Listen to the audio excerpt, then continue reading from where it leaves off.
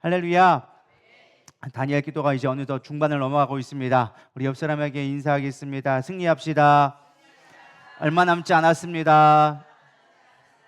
아멘. 우리 오늘 같이 은혜 나눌 말씀은 마태복음 5장 17절에서 20절 말씀 같이 보도록 하겠습니다. 우리 더 나은 의라는 제목인데요. 우리 한 목소리로 봉독하겠습니다. 이 말씀은 살아계신 하나님의 말씀입니다. 내가 율법이나 선지자를 폐하러 온 줄로 생각하지 말라. 폐하러 온 것이 아니요 완전하게 하려 함이라. 진실로 너희에게 이르노니 천지가 없어지기 전에는 율법의 1.1획도 결코 없어지지 아니하고 다 이루리라. 그러므로 누구든지 이 계명 중에 지극히 작은 것 하나라도 버리고 또 그같이 사람을 가리키는 자는 천국에서 지극히 작다 일컬음을 받을 것이요 누구든지 이를 행하며 가르치는 자는 천국에서 크다 일컬음을 받으리라. 내가 너희에게 이르노니 너희 의가 서기관과 바리새인보다 더 낫지 못하면 결코 천국에 들어가지 못하리라. 아멘. 우리가 지금 다니엘 기도를 하는 이유는 편안한 길을 가려고 하기 위해서가 아니라 주님이 원하시는 길을 가기 위해서임을 여러분 잊지 않기를 소망합니다. 어쩌면 기도하는데 맥 빠지는 소리일지 모르겠지만 주님은 우리 보러 좁은 길을 가라고 했지 편안하고 좋은 길을 가라고 말씀하지 않으셨습니다. 그래서 우리는 늘 하나님의 뜻을 구해드리라 믿습니다. 대로를 구할 것이 아니라 좁은 길을 걸어갈 능력과 힘을 달라고 기도해야 되고 버티고 견디고 이기게 해달라고 기도해야 되리라 믿습니다. 편한 길 가려면 뭐하러 이 고생하면서 이 밤에 나와 있겠습니까? 우리는 꼭 주님이 가라고 하시는 길, 좁은 길 가기 위해서 이 밤에 나오신 걸 믿습니다. 그래서 이번 다니엘 기도회가 좁은 길을 걸어가는 훈련이 되기를 축복합니다. 이 길을 넘어가면 영적인 강력한 능력이 여러분 가운데 덧입혀지리라 믿습니다. 우리가 훈련을 해야 강해지잖아요. 그냥 강해지는 거 없습니다. 제가 보니까 몸도 마찬가지예요. 운동을 하면 강해지고 안 하면 약해집니다. 저 한창 운동하다가 바쁘다고 지난주 2주 거의 못했더니 요 며칠 어저께 오늘 제가 좀 달리기를 다시 했거든요. 죽을 것 같아요. 너무 힘들어요 지금. 그래서 아침에도 아까 설교 준비하다가도 너무 피곤해가지고 이거 뭐 10km 뛴 것도 아니야. 오늘 8km 뛰었나? 8km? 8.5km 뛰었나 봐요. 1시간 정도 딱 뛰었는데 너무 힘든 거예요. 이게 지난번에 10km 뛰었을 때 한 2배, 3배는 힘든 것 같아요. 그래서 우리의 몸도 마찬가지고 영도 마찬가지구나. 훈련하고 강해져야 우리가 큰 일을 할 수 있지. 이걸 안 하고 게을러지기 시작하면 한없이 연약해지고 한없이 편해지는 게 우리 마음이다. 그래서 다니엘 기도가 힘들지만 우리의 영혼을 강력하게 훈련시켜서 능력으로 덧입는 이 시간이 되기를 소망합니다. 그래야 세상에 문제가 와도 이겨나갈 수가 있죠. 운동하면 감기가 왔다가도 금방금방 도망가더라고요. 피곤은 한데 희한하게 면역력이 높아져가지고 감기가 올 듯 하다가 도망가요. 신기하게. 제가 몇 번 감기가 지금 어저께도 막 외삼촌이 막 목이 아프다 그러더니만은 다 그날 저녁 때는데 목이 칼칼하기 시작한 거예요. 그래서 이거 안 되겠다 싶어가지고 열심히 막 달리고 왔더니 목이 좀 나아졌어요. 그러다가 조금 피곤해서 하면 조금 올라오다가 또 운동하고 하나면은 또 괜찮아져요. 그래서 땀 흘리고 막 운동을 하고 훈련을 해야 강해지리라 믿습니다.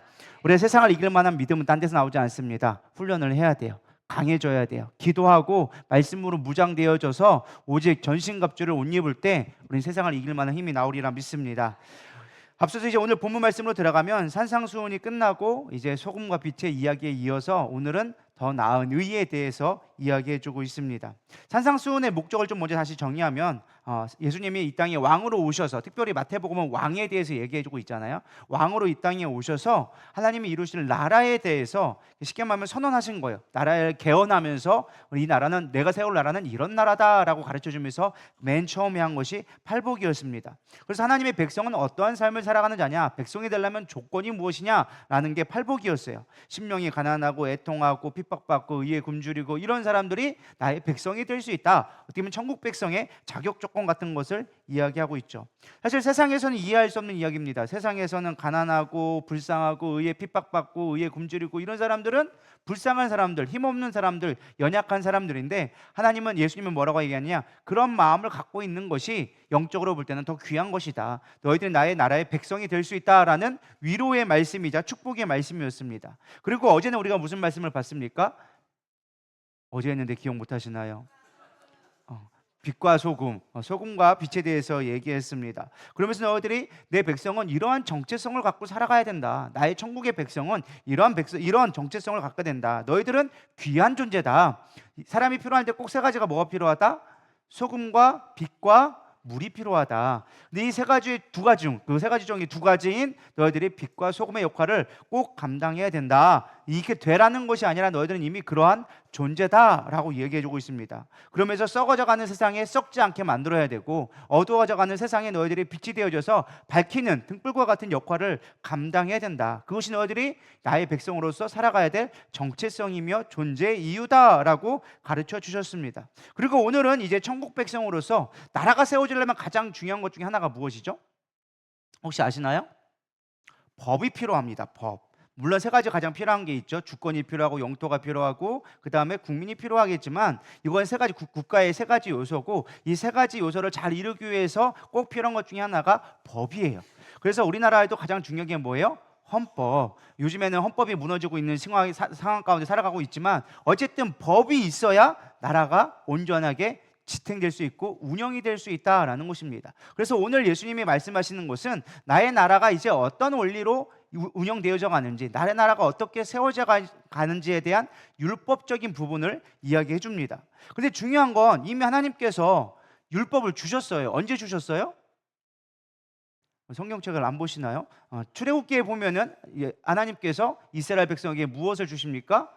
십계명을 주셨어요. 십계명이 하나님 나라의 법이라고 하나님이 주신 율법이었습니다. 근데 그 율법을 잘 지켜야 되는데 사람들은 잘 지킨다고 생각했는데 하나님 보시기에는 온전치 않은 거예요. 그래서 예수님이 이 땅에 오셔서 가장 먼저 하신 것이 무엇이냐? 나는 율법을 폐하러 온 것이 아니라 율법을 완성하러 왔다라고 하면서 17절에 이야기하는 것입니다.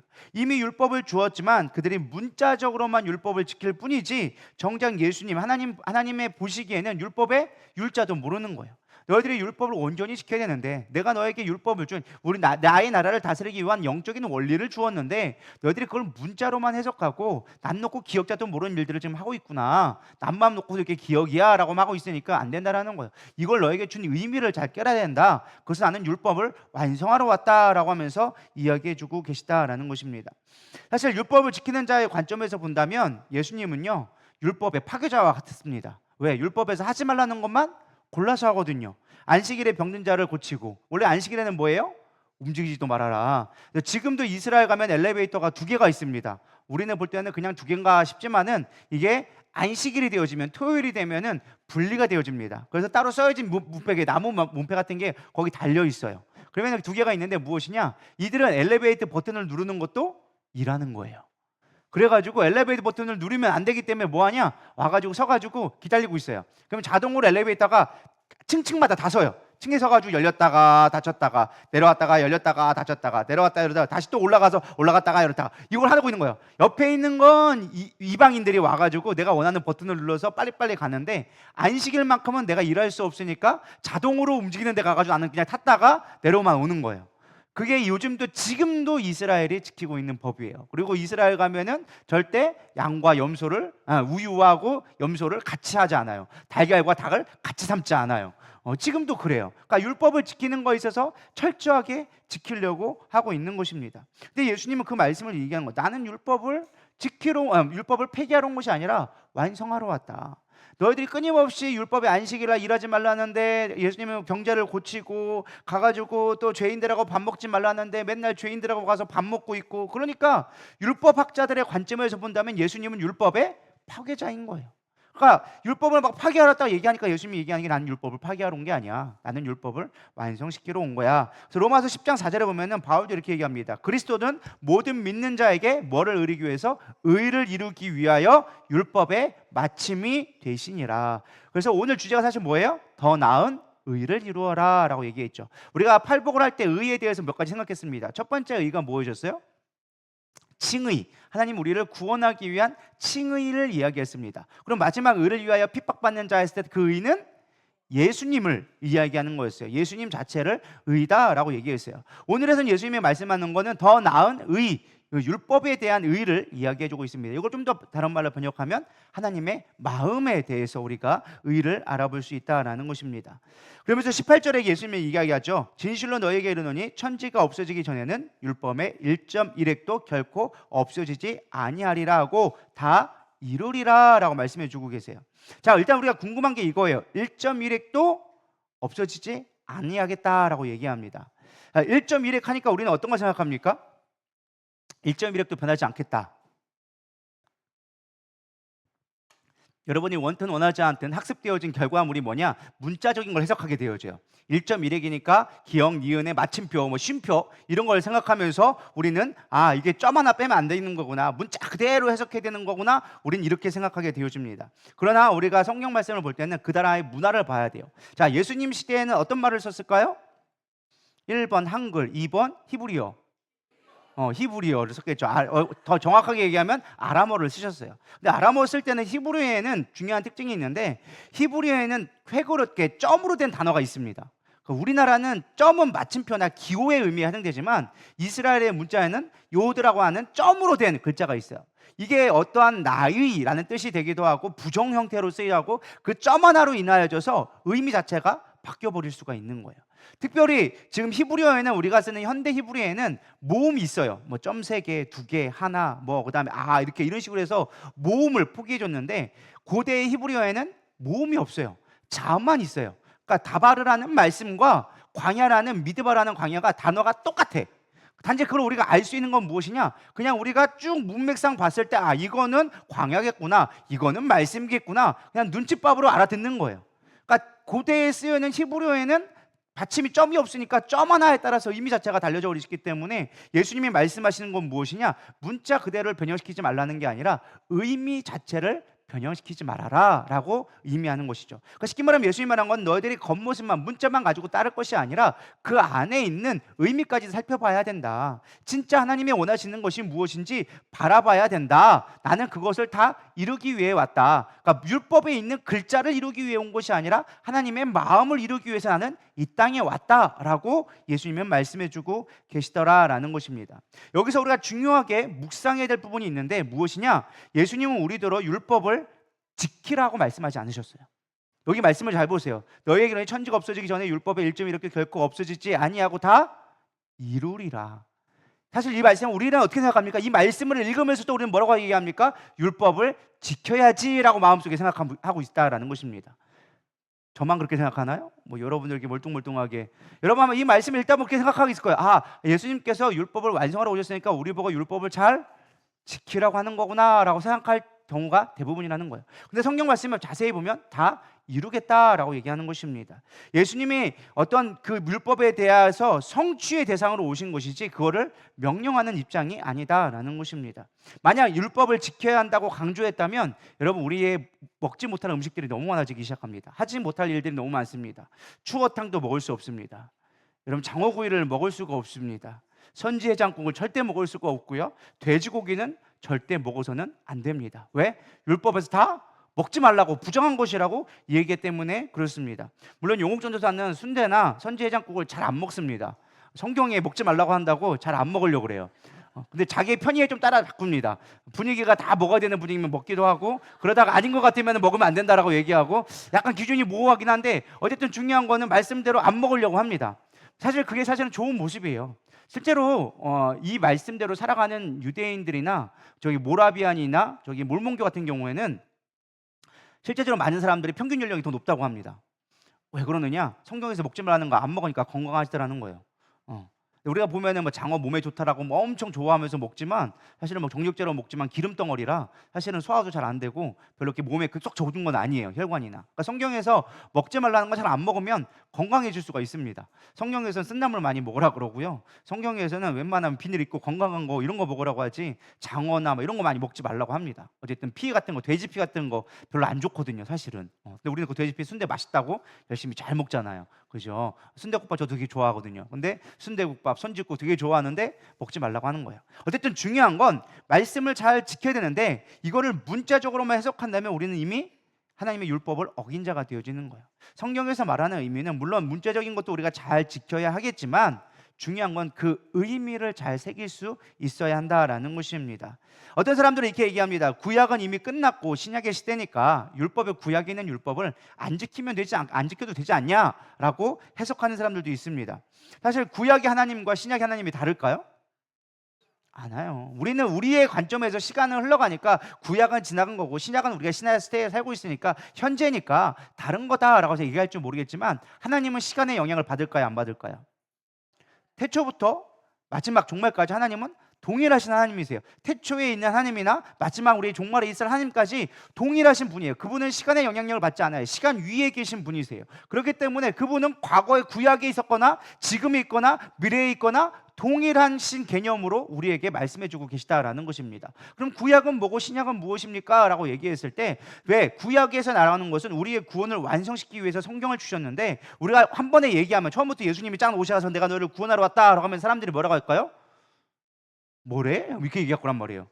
네가 누군데? 이렇게 갖고 오란 말이에요. 왜? 죄에 대해서 모르고 어떻게 구원받는지에 대해 모르니까 내가 너희를 구원하러 왔다, 내가 너희를 위해 죽는다 짠해봐야 사람들이 알아들지를 못하니까 구약에서 구원이 무엇인지, 어떻게 제사를 드리는 건지, 내가 왜 제사를 드려야 되는지, 너희들이 뭐가 죄인지에 대해서 깨닫게 하시고 점차적으로 사람들로 하여금 구원의 완성을 이뤄갈 수 있도록 이미 구약에서 모형을 주셨다라는 것입니다. 그래서 신약 구약에서 있는 건 뭐예요? 제사법은 오실 예수님에 대한 모형이라고 얘기하잖아요. 히브리서에 이미 얘기하고 있잖아요. 너희들이 드리는 제사는 완전한 제사가 아니다. 단번에 한 번씩밖에 단회적인 거지만 예수님이 오셔서 완전한 제물, 완전한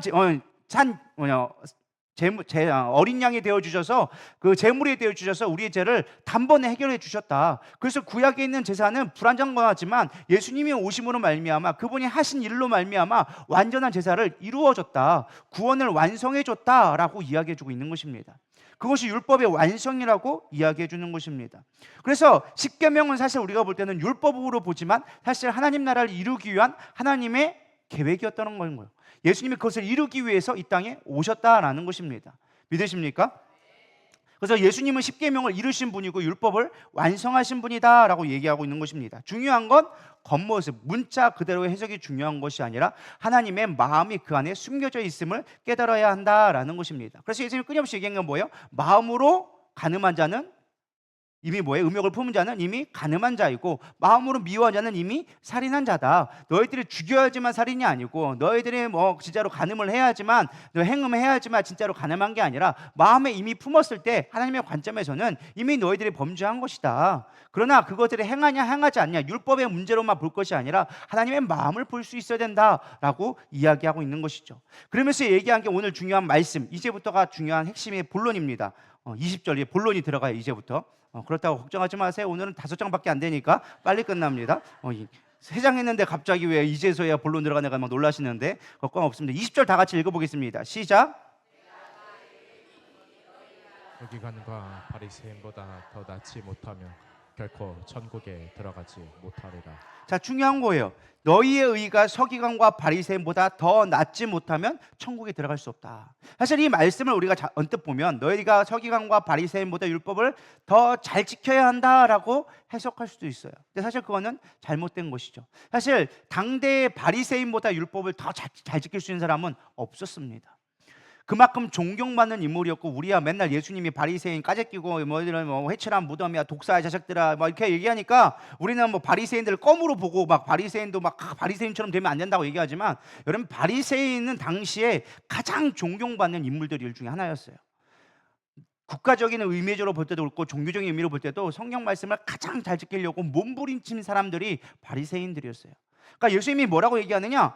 그 의도 지켜야 된다라고 얘기합니다. 율법을 내가 펴러 온 게 아니다. 율법을 완성해야 된다. 우리 마태복음 23장 27절 28절 한번 읽어보겠습니다. 시작.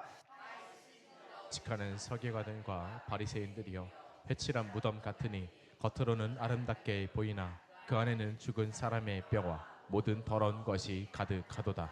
이와 같이 너희도 겉으로는 사람에게 옳게 보이되 안으로는 외식과 불법이 가득하도다. 아멘. 예수님이 얘기한 건 그거예요. 너희가 겉모습은 잘해. 겉모습은 율법을 잘 지켜. 근데 문제가 무엇이냐? 너희 안에 썩어져 있고 불법을 행한다. 불법이란 건 뭐예요? 그 법을 지키지 않는다라는 거예요. 겉으로는 율법을 잘 지키는데 속으로는 율법을 안 지킨다. 그건 무엇일까요? 하나님의 마음을 하나도 모른다라고 얘기하는 거예요. 그렇다고 율법을 지키지 말라 이 말이 아니에요. 마태복음 23장 23절 그 앞에 보면 뭐라고 나와 있느냐? 화 있을 자 외식하는 서기관들과 바리새인들이여 너희가 박하와 회양과 근처에 11조는 드리되 율법에 더 중한 바 정의와 긍휼과 믿음은 버렸도다. 그러나 이것도 행하고 저것도 버리지 말아야 할지니라. 뭐라는 거예요?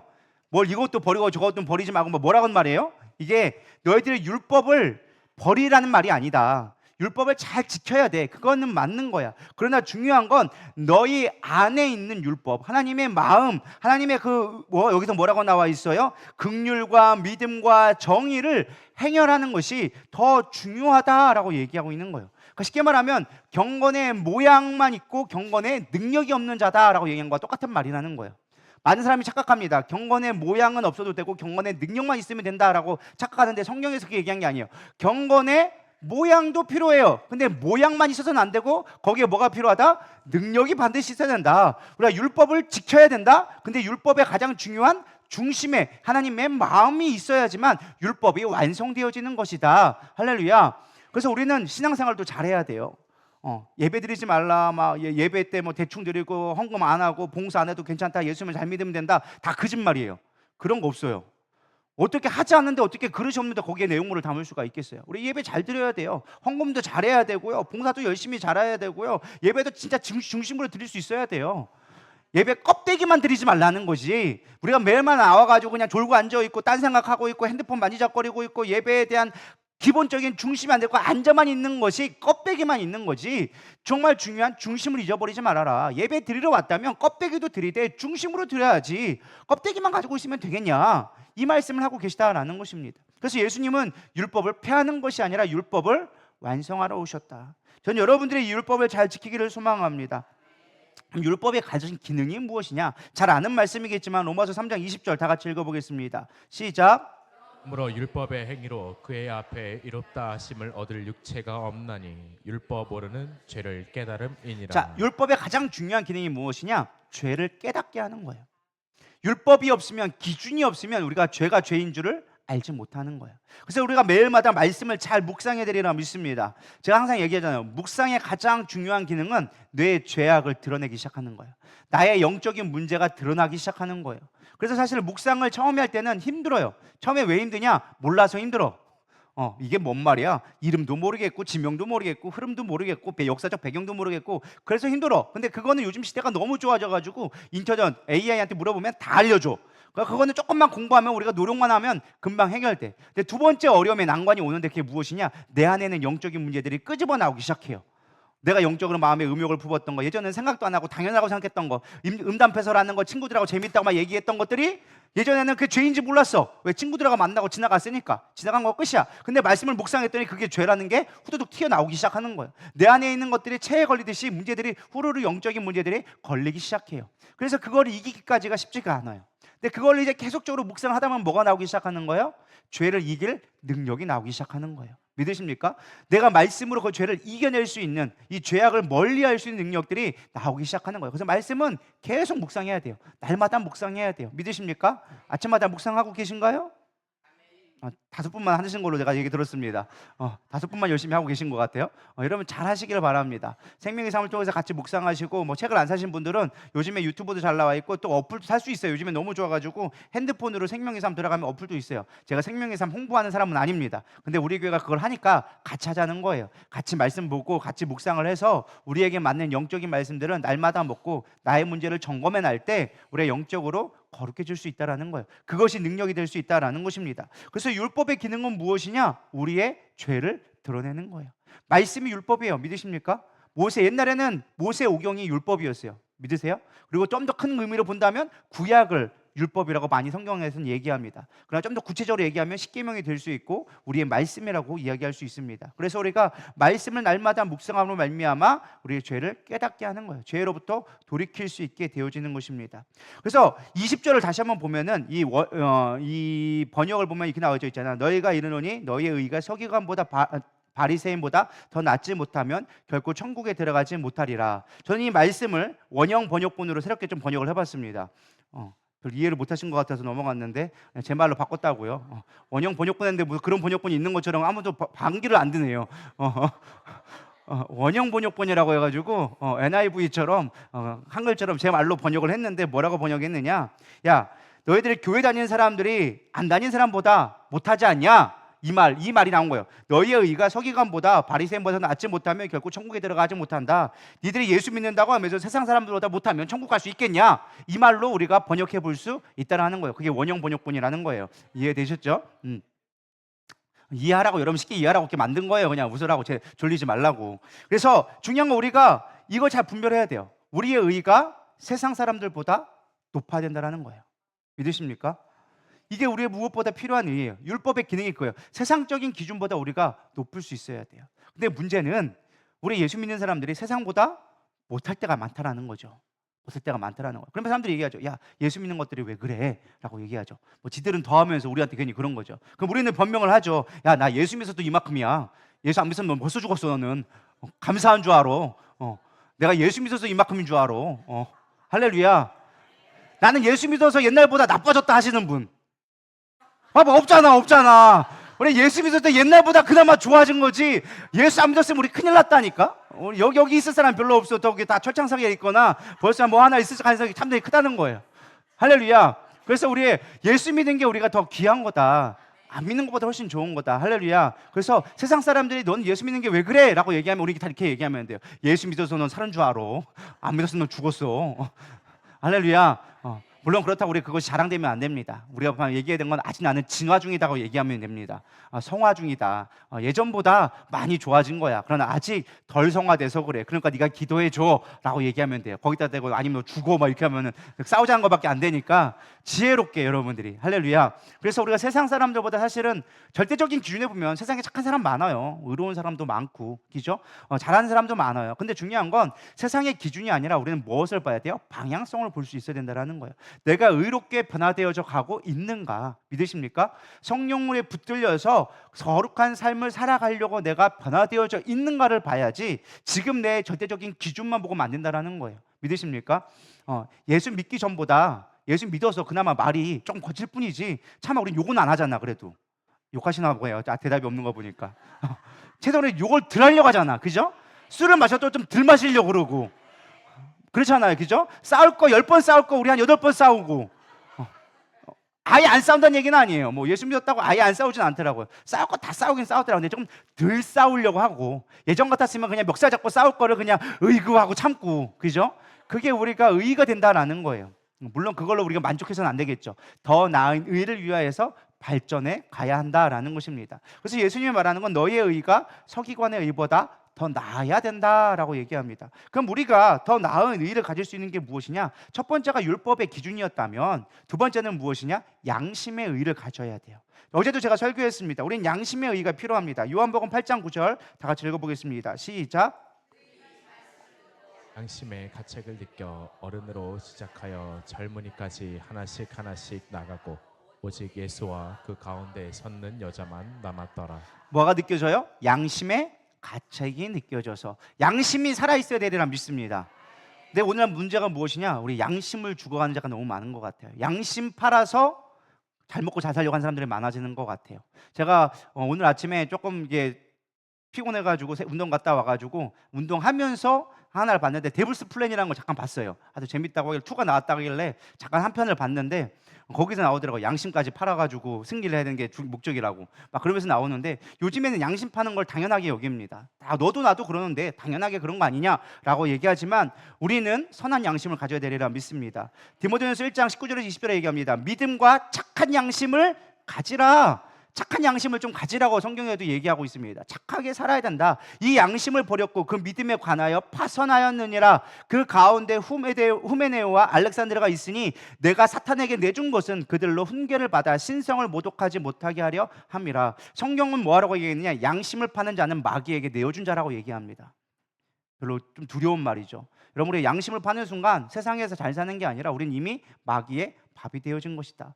무엇보다 중요한 게 우리의 신앙의 양심을 잘 지켜야 되리라 믿습니다. 어제도 얘기했잖아. 빛과 소금에서 우리의 정체성을 잘 지켜야 된다. 그러기 위해서는 우리의 양심이 올라야 된다라고 얘기합니다. 양심을 버렸다. 우리는 양심을 사단에게 이미 졌다라고 여러분 생각하시면 돼요. 그래서 늘 양심을 잘 지키시고 나의 양심에 누가 보든 안 보든, 누가 보면 착한 척하는데 누가 안 보면은 다시 옛 모습이 나오는 그런 이중의 두 마음을 품어서는 안 된다라는 것입니다.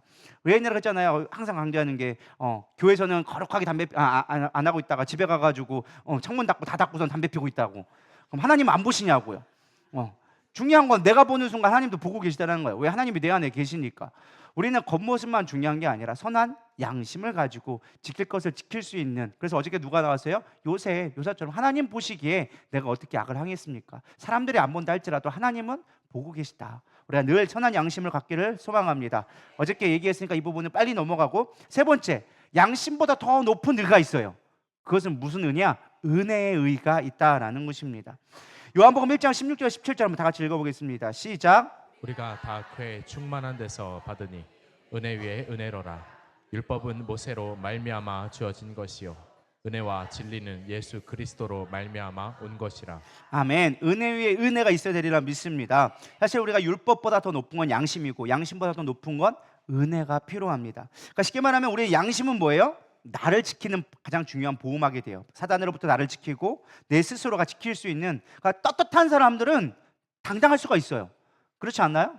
내가 도둑질하지 않았으면 당당할 수 있어. 근데 도둑질한 사람들은 겉으로는 안 걸릴 수가 있어. 근데 괜히 쫄아, 경찰만 보면. 그죠? 나는 죄지지 않는 사람들은 경찰차를 봐도 전혀 쫄지를 않아. 근데 내가 괜히 신호 위반했으면은 경찰차가 보이면 괜히 한번 그냥 브레이크 한번 밟고 서게 되잖아요. 왜 그래요? 내 안에 양심에 찔림이 있으니까. 그러니까 우리가 법보다 더 중요한 거는, 법은 안 걸리면 그만이야. 세상에서 법은 안 걸리면 돼. 좀 지혜롭게 행하면 돼요, 여러분들. 경찰이 있을 것 같아 하면 속도를 잘 줄이고, 경찰 없으면 열심히 달리면, 갈려도 안 걸리면 사실 세상에서 문제되지 않아요. 맞아요? 틀려요? 문제될 건 없어. 근데 중요한 건 우리의 양심은 그렇지 않다는 거죠. 보든 안 보든 그것이 문제가 될 수 있는 거예요. 근데 그보다 더 좋은 건 그 은혜, 양심은 나를 지키지만 이 은혜는 사람을 살리는 게 되어진다라는 거예요. 나뿐만 아니라 옆에까지도 살릴 수 있다라는 것입니다. 그래서 우리는 은혜의 사람이 되어져야 되리라 믿습니다. 늘 은혜가 있어야 돼요. 아까 요한복음 8장에 보면 가늠하다 현장에 잡힌 여인이 나옵니다.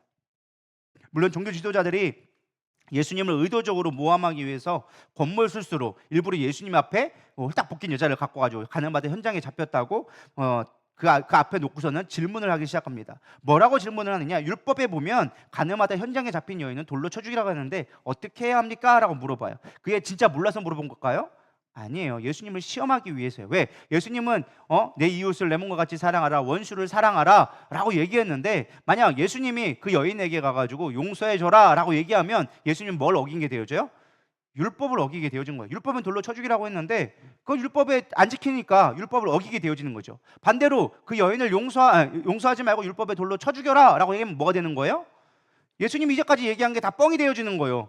니도 그렇지 뭘 와가지고 법 앞에서는 똑같네. 뭘 맨날 사랑하라고 얘기하고 맨날 원수를 내 몸과 같이 사랑하라는데 이게 뭐 되니까 안 될 것 같으니까 율법에 속네. 너 네 거 뭐 별거 아니네 라고 깨기 위해서 예수님을 일부러 시험하기 위해서 한 것이죠. 근데 예수님은 그거에 넘어갈 분이 아니시죠. 지혜롭게 얘기하기 시작합니다. 뭐의 율법, 뭐의 의견에서 그를 시험하기 시작합니까? 양심에 이끌려서.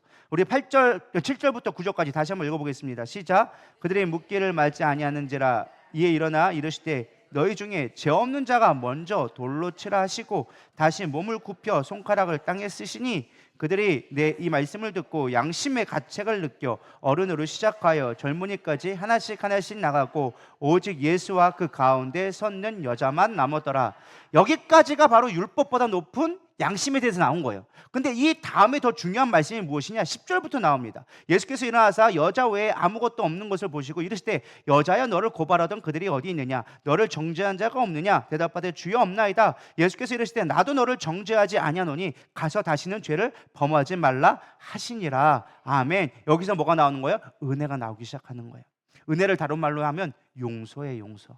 예수님이 어떻게 율법을 완성해 주셨느냐? 우리의 죄를 대속해 주심으로 우리의 하나님의 심판 앞에서 우리를 용서받을 수 있는 존재로 만들어 주심으로 말미암아 하나님의 의가 이루어졌고 하나님의 공의가 이루어졌고 하나님의 사랑에 완성되어졌다라는 거예요. 그래서 율법을 완성시켰다라는 것입니다. 여기에도 걸리지 않고 저기에도 걸리지 않으면서도 하나님의 마음이 드러나는 온전한 의를 이루어 주셨다라는 거예요. 이해가 되시나요? 하나님의 공의 하나님이기 때문에 죄를 지면 반드시 심판하셔야 돼요. 믿으십니까? 그러나 대신 죄를 대속해짐으로 말미암아 그 죄를 대신 지심으로 말미암아 우리로 하여금 하나님의 사랑을 이루어갈 수 있도록 만들어 주셨다라는 거예요. 믿으십니까? 그러니까 하나님의 공의를 지키고 하나님의 사랑을 그 마음을 그 당대로 온전히 나타난 게 무엇이다? 십자가의 대속의 사건이라는 거예요. 그래서 율법을 완성하러 왔다라고 얘기하는 것입니다. 우리는 용서하는 자가 되어야 되리라 믿습니다. 늘 은혜의 사람이 되기를 축복합니다. 우리 교회 안에서도 은혜 위에 은혜가 되기를 소망합니다. 우리가 있는 현실 속에서 우리가 은혜를 잊어버릴 때가 많아요. 율법이 너무 앞설 때가 많아요. 당신 이것이 문제야. 교회 안에서도 쉽게 정죄하잖아요. 내 마음에 듣지 않고 내 뜻에 따르지 않고 교회의 전통에 따르지 않으면 우리는 쉽게 정죄해요. 판단하게 되어집니다. 그러나 우리 누리다의 교회 모든 성도들은 은혜 위에 은혜가 있기를 소망합니다. 사실 은혜의 은혜가 된다는 게 사실 쉬운 건 아니에요. 사실 기준이 되게 애매해져요. 어디까지 우리가 용서해야 됩니까? 물론 예수님이 말씀하셨죠. 70번씩 7번이라도 용서해줘라. 그러니까 한없이 용서해줘라. 하나님이 너를 이렇게 용서해준 것처럼 한없이 용서해줘라. 그러나 중요한 건 우리가 그만한 의의가 없어요. 우리의 그만한 용서가 안 돼요. 하루에 7번만 용서하라고 해봐요. 그게 쉬운가? 안 쉽다니까. 예를 들어볼까요? 제가 맨날 가가지고 뒤통수를 툭 쳐요. 그러면서 7번 용서하라고 했더니 한 번은 참았어. 두 번 내가 떡 쳐요. 떡 쳐갖고 세 번째만 떡 쳐요. 여러분 7번 용서할 수 있겠어요? 두 번째부터는 알고 보면 아마 손을 잡아가지고 아마 뒤통수 대신 때릴걸요? 왜 때려? 하면서 아마 때릴 거예요. 우리는 용서할 수 있는 능력이 사실 없어요. 그렇기 때문에 사실 연약한 존재예요. 근데 주님께서 우리 보고 용서하라 라고 얘기해주고 있는 거예요. 마태복음 5장 27절에 28절에 보면 또 간음하지 말라 하였던 것을 너희가 들었으나 난 너희에게 이르노니 음욕을 품고 저를 보는 자마다 마음에 이미 간음하였느니라. 그러니까 시계 중요한 건 뭐예요? 겉모습에 치중하지 마. 우리는 늘 겉모습에 있다라는 거예요. 겉모습에 항상 결론이 있고 겉모습에 목적이 있어요. 근데 예수님은 야 겉모습만 보지 말고 그 중심을 좀 봐. 그게 예수님이 우리 더 나은 의, 여기서 얘기하는 은혜가 여기서 나오기 시작한다라는 것입니다. 마음의 음욕을 뽑는 것보다 중요한 게 네 마음을 지켜야 된다. 네 마음 속에 은혜가 있어야 된다라고 얘기하는 것이죠. 우리 누가복음 15장에 보면 탕자의 비유가 나옵니다. 탕자가 돌아오자마자 아버지는 탕자에게 옷과 신발을 주고 가락지를 신겨주고 송아지를 잡아서 잔치를 벌이죠. 근데 뒤늦게 일하다가 온 형이 그것을 보게 되어집니다. 무슨 일이냐? 종에게 물어보니까 동생이 돌아왔다고 합니다. 주인님이 기뻐가지고 지금 소를 잡아서 잔치를 벌였다고 합니다. 가보니까 장관이 아니거든요. 온 동네 사람 불러가지고 잔치를 벌이고 있는 거예요. 그러니까 화가 나가지고 아버지에게 대뜸 화를 내기 시작합니다. 누가복음 15장 29절 30절 아버지께 대답하여 이럴 때 내가 여러 해 아버지를 섬겨 명을 어김이 없거늘 내게는 염소 새끼라도 주어 나와 내 벗으로 즐기게 하신 일이 없더니 아버지의 살림을 창녀들과 함께 삼켜버린 이 아들이 돌아오매 이를 위하여 살찐 송아지를 잡으셨나이다. 틀린 말이에요? 맞는 말이에요? 맞는 말이에요. 사실 벌을 받아야 합당한 모습이에요. 사실 이 형이 얘기한 거는 지극히 당연한 모습이에요. 율법적으로 전혀 틀린 말이 없어요. 근데 중요한 건 뭐예요? 형은 율법만 보았지 뭘 못 봤어요? 아버지의 마음을 못 보지 못했어요. 아버지는 못했어요. 그 아들이 혹여라도 돌아오다가 사람들에게 발견되어져 돌 맞아 죽을까 봐 늘 문 앞에 서서 기다렸고 아들이 오자마자 그 옷을 입히면서 내 아들이 죽었다 살아났다고 얘기합니다. 죄를 짓고 돌아왔다고 얘기하지 않고 뭐라고 했어요? 죽었다가 살아났다. 하나님은요 잃어버린 양을 찾고 있습니다. 우리는 잃어버린 양을 찾아야 되리라 믿습니다. 하나님이 찾는 건 불특정 다수가 아니에요. 잃어버린 자를 찾는 거예요. 믿으십니까? 여러분 이 자리에 앉아 있는 것은 주님께서 여러분들을 찾으셨기에 주님의 우리 안에 넣어준 걸 믿으시기 바랍니다. 그럼 우리에게 부탁하신 것이 무엇이냐? 너도 잃어버린 양을 찾아오라는 거예요. 그래서 누가복음 15장에 보면 비유가 나오져 있잖아요. 드라크마를 잃어버린 여인이 나오고 잃어버린 양의 비유가 나오면서 뭘 얘기합니까? 너희들이 찾아와라 라는 것입니다. 저는 여러분들 이렇게 되기를 소망합니다. 그게 바로 은혜의 율법이에요. 은혜의 의회라는 거예요. 이렇게 은혜가 있기를 소망합니다. 한 영혼을 바라보고 환경만 보지 말고 내 뜻과 내 방법만을 의지할 것이 아니라 하나님의 마음으로 영혼들을 바라볼 수 있는 저와 여러분 되기를 소망합니다. 아버지의 마음이 있으면 용서하게 되어져요. 그러나 우리가 내 이익으로만 보고 사람으로만 보게 되어지면 우리는 판단하게 되어져요. 부모는 자녀가 범죄해도 죄를 지어도 품어주게 되어져 있어요. 아무리 내 자식이 범죄했더라 하더라도 내 자식만은 그렇지 않을 거야 라고 우리는 믿는 게 솔직한 우리 부모의 마음이잖아요. 주님도 그렇다라는 거. 우리 이미 죄를 지은 거 너무나 잘 알고 있어요. 용서받지 못하는 거 너무 잘 알고 있어요. 그럼에도 불구하고 그 아들을 보내어줘서 용서받게 하시고 의로서 그를 구원하기 위하여서 아들을 죽이신 게 하나님의 마음이다라는 것입니다. 그 용서의 마음이 은혜의 마음인 거예요. 그래서 성경 말씀 아까 계속 얘기한 뭐예요? 너희들 마음 가운데 하나님 아버지의 마음이 없다. 하나님의 의가 없고 하나님의 정의가 없고 공의가 없지 않느냐. 너희들 그 마음을 가져야 된다라고 끊임없이 이야기하고 있는 것입니다. 사실 쉽지 않아요. 율법을 지키기가 참 어렵습니다. 그러나 그래서 필요한 것 중에 마지막 의가 우리 가운데 필요합니다. 무슨 의냐? 영광의 의가 필요합니다. 이 영광의 의는 무엇이냐?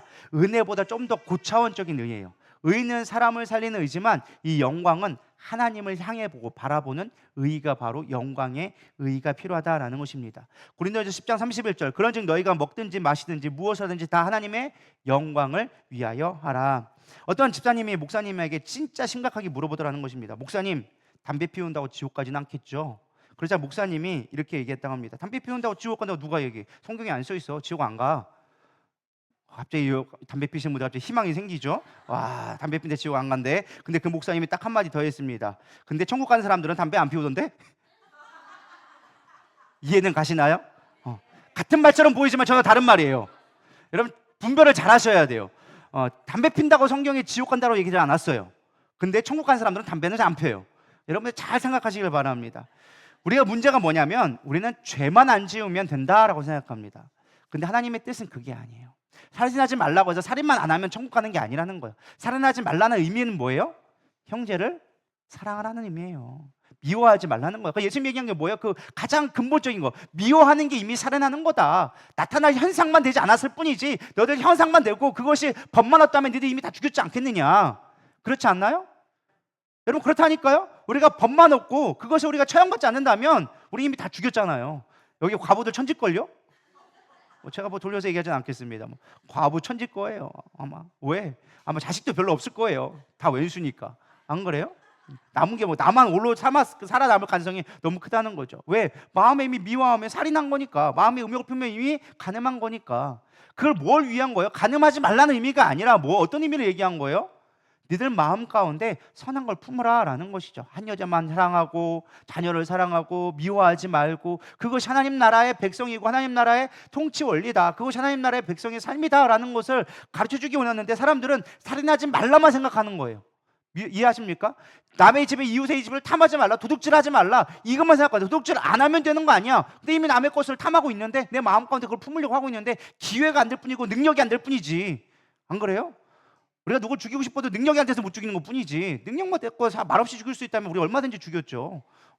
그게 안 될 뿐이라는 거예요. 중요한 건 그렇기 때문에 우리의 마음이 더 중요하다. 하나님의 영광을 위해 사는 것이 더 중요하다라는 것입니다. 죄를 짓지 않는 것에 우리가 너무 포커스를 맞출 필요가 없다는 것입니다. 더 중요한 건 무엇이에요? 빛을 바라보는 거예요. 여러분 죄를 짓지 않기 위한 가장 중요한 방법이 뭔지 아십니까? 조금 구체적으로 얘기하면 우리 가운데 죄를 이길 수 있는 방법이 무엇이라고 생각하십니까? 제가 항상 얘기한 거잖아요. 배꼽 현상. 배꼽 이야기 아시죠? 여러분들 절대 배꼽을 생각하시면 안 됩니다. 자, 배꼽을 절대 생각하시면 안 됩니다. 배꼽을 생각하시면 안 됩니다. 절대 생각하지 마세요. 배꼽은 생각도 백자도 꺼내지 마세요. 여러분 머릿속에 지금 뭐가 있어요? 하얀 배꼽이 지금 코카콜라 마시고 있을 거예요 아마. 그래요 안 그래요? 우리가 죄짓지 말아야지 한다고 해서 우리가 죄짓지 않는 게 아니라는 거예요. 어둠 속에 아무리 내가 헤매고 다녀봐야 우리는 뭐가 있어요? 죄가 어둠 속에 있는 거예요. 깜깜한 밤에 내가 아무리 막 휘젓고 돌아다녀도 아무리 노력하고 나는 밝은 데 있어라고 아무리 얘기해봐야 우리는 어둠 속에 있을 수밖에 없다는 거예요. 중요한 건 뭐예요? 빛 가운데 나가면 되는 거예요. 믿으십니까? 요한복음 1장 5절에 보면 빛이 어둠에 비칠 때 어둠이 깨닫지 못하더라. 무슨 말이냐? 이 말의 의미는 무엇이냐? 우리가 거룩하게 살아가게 되어지면 죄는 지으라고 해도 지을 수가 없다는 거예요. 이게 더 중요한 방법이에요. 우리가 영광의 의가 있어야 된다는 거예요. 하나님의 의가 우리 가운데 있어야 하지만 우리는 세상 가운데 율법에 매이지 않게 되어진다는 거예요. 그래서 나의 안에 거하라, 나의 사랑 안에 거하라. 요한복음에 보면은 뭐라고 하냐? 너희가 나를 사랑하지 않는다. 하나님의 영광을 구하지 아니하고 사람의 영광만을 구한다. 또 그것은 너희들이 나를 사랑하지 않기 때문이다라고 얘기해주고 있습니다. 우리가 하나님을 사랑하고 하나님의 영광 안에 거하려고 할 때 우리는 영광의 의로 살아갈 수 있는 거예요. 죄짓지 않는 게 중요하지 않는 거예요. 율법의 기능은 뭐다? 죄를 드러내는 거거든요. 그러나 거기서 차원을 더 높은 차원으로 바라본다면 죄를 짓지 않는 것만이 우리의 목적이 아니라 하나님을 영화롭게 하는 거에 우리의 포커스가 맞추면 죄와는 상관없는 삶이 되어지는 거예요. 할렐루야. 이게 가장 높은 의라고 이야기할 수 있는 것입니다. 말씀을 정리하려고 합니다. 예수님은 산상수훈 세 번째로 우리가 그리스도 하나님의 백성으로서의 참된 통치 원리, 의에 대해서 얘기해 주십니다. 성경은 참 다양한 의를 얘기해 줍니다. 그 중에 오늘 많은 의는 하나님의 마음이라고 얘기할 수 있어요. 저는 여러분 가운데 하나님의 마음이 있기를 소망합니다. 늘 우리 가운데 삶 속에 얼마나 많은 정죄의 도구들이 많이 있습니까?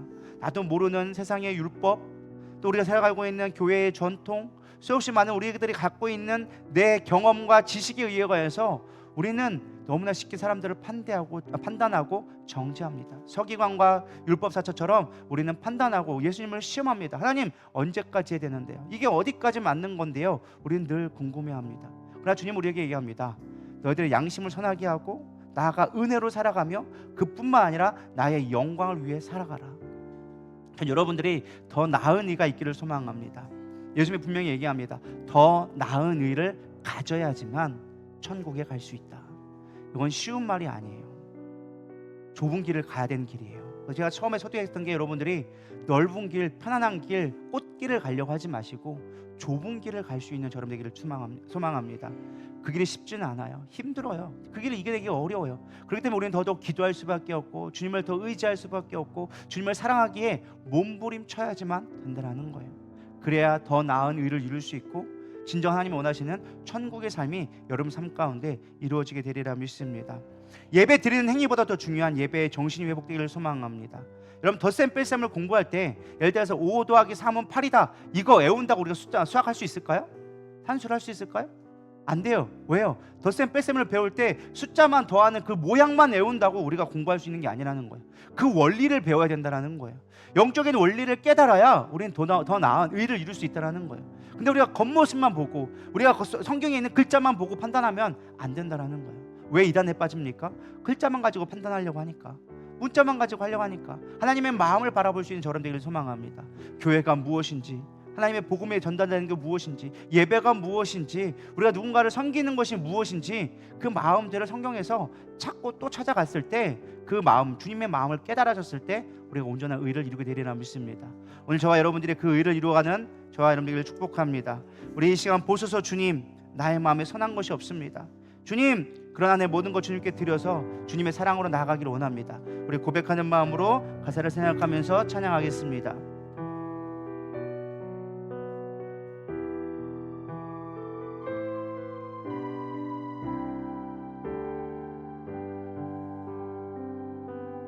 보소서 주님, 나의 마음은 선한 것 하나 없습니다. 그러나 내 모든 것 주께 드립니다. 사랑으로 안으시고 날 새롭게 하소서. 다시 한번 보소서 주님, 나의 마음은 선한 것 하나 없습니다.